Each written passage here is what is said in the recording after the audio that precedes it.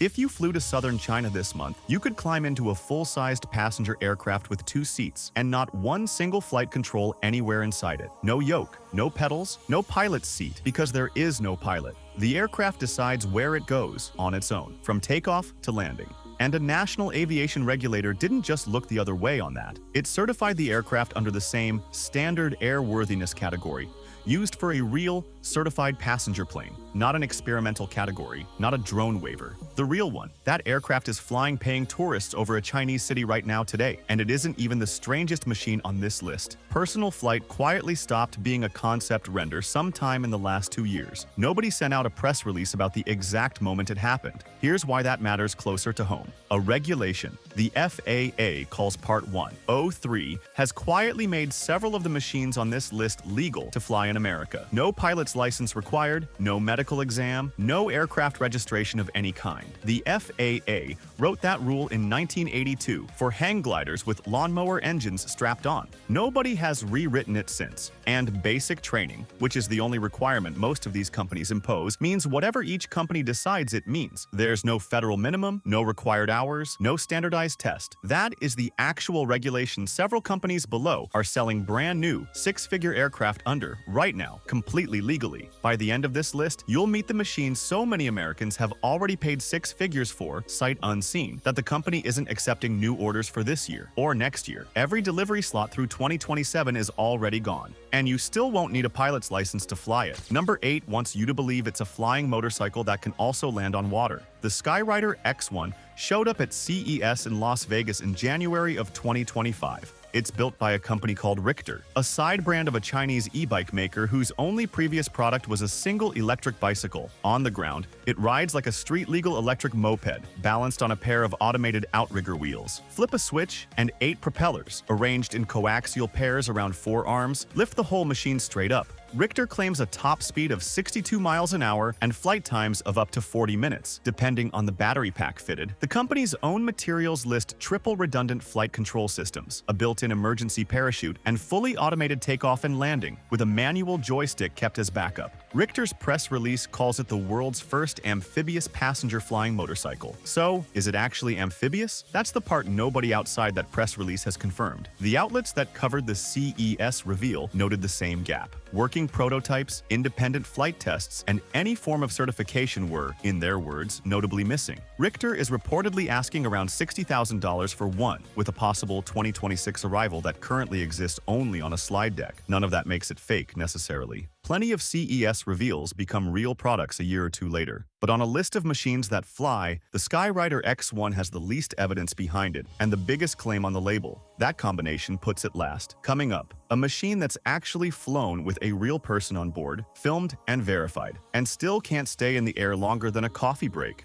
Up next, a jet-powered motorcycle that costs more than most houses in America and legally needs no pilot's license at all. Number 7 is real enough that its inventor has already flown it, on camera, off the ground. The Volanaud airbike is the work of Tomasz Patan, a Polish engineer who spent years building it in pursuit of a real hoverbike, not a concept one. It runs on 2 redundant jet turbines, burning diesel, jet fuel, or kerosene, and it steers with motorcycle-style handlebars while onboard stabilization software handles the actual physics of staying upright in midair. Patan has described flying it as being as simple as playing an arcade game.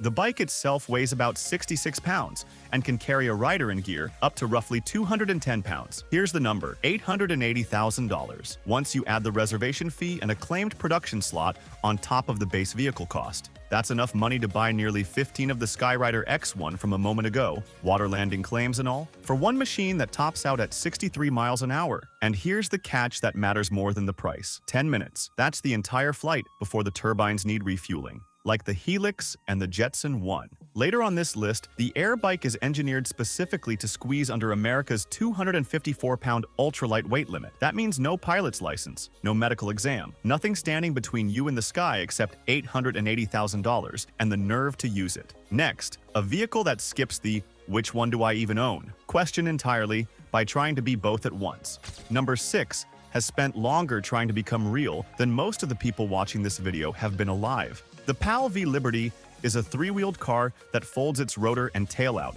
and becomes a gyrocopter, in a transformation the company says takes under 2 minutes. It isn't a helicopter. It flies more like a small aircraft with a free-spinning rotor on top. And that's the whole point. A gyroplane's rotor isn't powered by the engine. It spins on its own from the airflow passing through it, which means the aircraft physically cannot stall the way a helicopter or an airplane can. On the road, it's a genuine car, capable of going from a stop to 62 miles an hour in under 9 seconds. In the air, it can cover up to 500 kilometers on a tank. PAL-V, based in the Netherlands, has been developing this since 2008. It already holds full road legal approval in Europe, an actual license plate, tested and verified on actual public roads. And in April of 2025, European aviation regulators issued something called a no technical objection, the first time that specific approval has ever been granted to a flying car. In plain terms, regulators looked at the plan and found no technical reason the Liberty can't eventually be certified to fly. Eventually is doing a lot of work in that sentence. PAL-V has now spent 17 years proving that the world's first flying car can legally use a parking spot. Nobody has published a total bill for those 17 years, and we're not going to guess one here. But the flying half of the flying car is still homework. Pricing starts at 300,000 euros for the base sport edition, running up to 500,000 euros for the Pioneer. And as of today, nobody has taken delivery of either, because there is nothing yet to deliver. Next, 2 machines that didn't wait around for anyone's paperwork at all. The next 2 entries don't have a company, a price tag, or a delivery date. They have one person strapped to jet engines and no backup plan.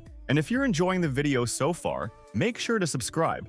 It really helps the channel. And now, let's get back to it. Number 5 has no cockpit, no seat, and no wing, just a board and a person standing on it. Franky Zapata, a French former professional jet ski racer, built the Flyboard Air by mounting 5 kerosene-fueled gas turbines beneath a platform and figuring out how to stand on top of it without dying. There's no touchscreen, no autopilot. He steers by leaning and controls thrust with a handheld throttle for a flight time of around 10 minutes per fuel load. In April of 2016, he set the Guinness World Record for the farthest hoverboard flight ever recorded, 1.4 miles. Then, in the summer of 2019, he tried to cross the English Channel on it. The first attempt, in July, ended with Zapata falling into the sea at a mid-channel refueling barge, live in front of cameras. 3 weeks later, he tried again, this time with a French Army helicopter flying escort the entire way. He made it, 22 miles in about 20 minutes, hitting speeds of 110 miles an hour over open water. France's military gave Zapata roughly 1.3 million euros in development funding afterward. But even Zapata has said the Flyboard Air isn't actually practical for military use. It's too loud, and it takes too long to train anyone else to fly it safely. There's no price to buy one. There isn't really a product here at all. There's just a man who proved it could be done on the second try, with the whole world watching the first one fail live. Next, someone took that same basic idea and strapped it to a person's back instead of under their feet. Number 4 turned a human body into the aircraft. Yves Rossy spent years as a fighter pilot in the Swiss Air Force, then flew Boeing 747s for a living. Then he built a carbon fiber wing just under 2.5 meters across and bolted 4 small jet engines to the bottom of it. No steering wheel, no control stick. He steers entirely with the shape of his own body, arching and twisting to bank and dive, the way a bird does. In December of 2006, he flew it horizontally under power for the first time for 6 minutes over Switzerland. In May of 2008, he crossed the Alps on, hitting a top speed of 304 kilometers an hour. 4 months later, in September, he crossed the English Channel coast to coast in 13 minutes. What followed reads like a highlight reel of things that shouldn't be survivable. In May of 2011, he flew it with FAA approval through the Grand Canyon. In October of 2015, he and a teammate named Vince Reffet flew in tight formation directly alongside a full-sized Emirates A380 over Dubai at the airliner's own cruising altitude. The footage, unedited, is one of the more unbelievable things aviation has ever produced. Rossy stepped back from the Jetman Dubai team in 2019. In November of 2020, Vince Reffet was killed during a training flight in Dubai. He was 36 years old. There's no clever turn to put on that. It's simply what happened, and it's the honest ceiling on what this kind of flight costs when it goes wrong. The jet wing was never for sale, and it isn't now. What it proved that a human body can fly formation with an airliner under its own jet power, using nothing but a carbon fiber wing and total precision, hasn't been topped by anyone since. Next, the 3 machines on this list that ordinary customers can actually buy, sit in, and fly today. 3 real aircraft left. Real customers, real deliveries, real waiting lists, starting with the one that just logged its 1,000th flight with a paying owner at the controls. Number 3 already has thousands of real flights behind it.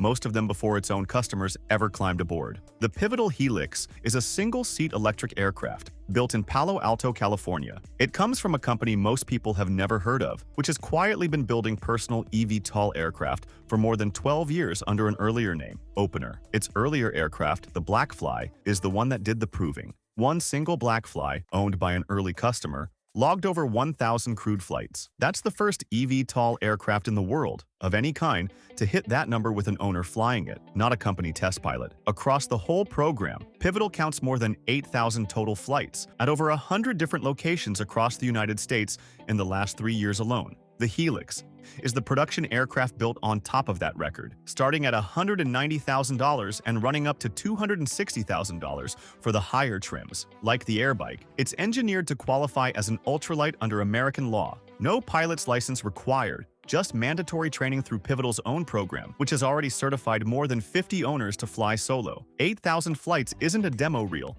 cut together to look convincing. It's closer to a commute. It just happens to leave the ground. Next, the only aircraft on this entire list that doesn't need a pilot inside it. Not because the law doesn't require one, because there's nowhere left to put one. Number 2 is the aircraft from the very start of this video. Yihang, a Chinese aviation company founded by engineer Huaji Hu, spent years building toward one goal, a passenger aircraft that flies itself with full government sign-off. In October of 2023, China's aviation regulator granted the EH216S a type certificate, approval of the design itself. About 2 months later in December, it granted a standard airworthiness certificate for an individual aircraft, the first ever issued anywhere in the world for a pilotless passenger-carrying aircraft. Roughly 4 months after that, in April of 2024, it granted a production certificate, clearing Yihang to mass produce them under an approved quality system.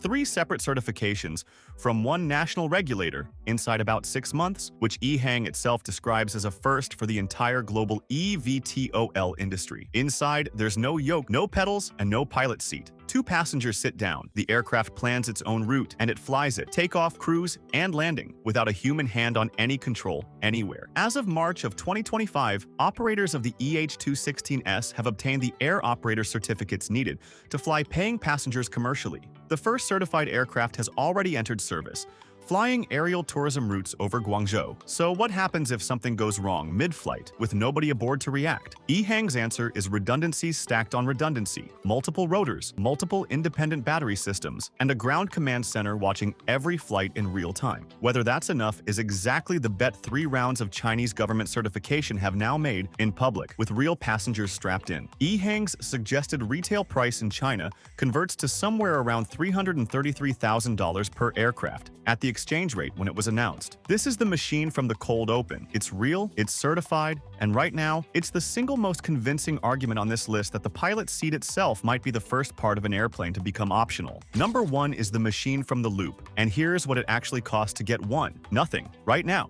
because you can't. The Jetson 1 is a single-seat, all-electric, multi-rotor aircraft, small enough to fit in a 2-car garage, and it's, by a wide margin, the most recognizable personal flying machine on Earth. If you've ever seen a video of someone hovering a tiny aircraft a few feet off a field, looking like a video game come to life, there's a good chance it was this one. It currently costs $148,000, up from $128,000 just the year before. The increase is driven entirely by demand, outrunning the factory's ability to build them. Like the Airbike and the Helix before it, the Jetson 1 is built to qualify as an American ultralight. No standard pilot's license required, just company-run basic training before a first solo flight. That single regulatory fact is a large part of why more than 650 people have already placed pre-orders. Combined, those orders are worth close to $100 million for a machine most of them have never personally sat in. And here's the promise from the top of this video. Paid off in full. Every single delivery slot through 2027 is already spoken for. Around 100 buyers are finally taking delivery of theirs this year, years after they ordered. If you placed an order today for $148,000, the earliest the company could actually hand you the keys is 2028. That's not a machine waiting for a market to show up. That's a 2-year backlog for a personal aircraft that didn't exist as a shipping product a few years ago. It's sold under a regulation written for hang gliders in 1982 to customers paying in full, upfront, for the privilege of waiting. Whatever is actually happening in personal aviation right now, this is the machine that proves it isn't hype. It's a waiting list. 8 machines. different countries, different price tags, different ways of getting a human being off the ground. But look at what several of them actually have in common. The Airbike, the Helix, and the Jetson 1 all fly under the exact same 1982 hang glider rule from the start of this video. No license, no medical exam, no test. And the EH216S didn't even bother asking for that exemption. It just removed the pilot completely and got a government to sign off on the result anyway. The thing that used to stand between an ordinary person and a flying machine of their own was never really the jet engine, or the battery, or even the price tag. It was the license. And on half the machines on this list, that requirement is already gone, either waived by a decades-old regulation or made irrelevant by an aircraft that flies itself. So here's the question. If the price disappeared tomorrow and all 8 of these were sitting in your driveway, fueled, charged, and ready, which one would you actually start up and fly? And which one, price be damned, would you not get on for any amount of money? And that's it for today. If you enjoyed the video, hit that like button, subscribe for more, and I'll see you in the next one.